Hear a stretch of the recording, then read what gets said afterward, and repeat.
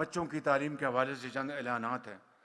तमाम वफाकी चार्टर यूनिवर्सिटियों में समंदर पार पाकिस्तानियों के बच्चों के लिए 10,000 सीटों में 5% कोटा आपके लिए फिक्स किया जा रहा है। और इसी तरीके से वफाक में डिग्री देने वाले इदारों में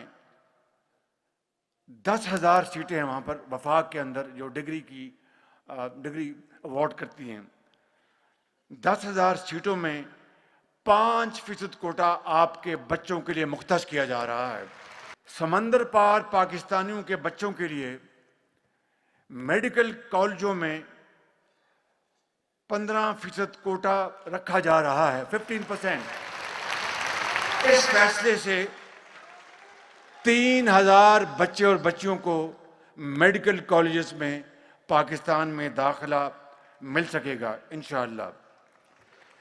FBR, federal board of revenue, overseas पाकिस्तानियों को कारोबारी लेन देन और बैंक के मामलात में आप सबको फाइलर्स के तौर पर ट्रीट किया जाएगा इंशाअल्लाह ताला।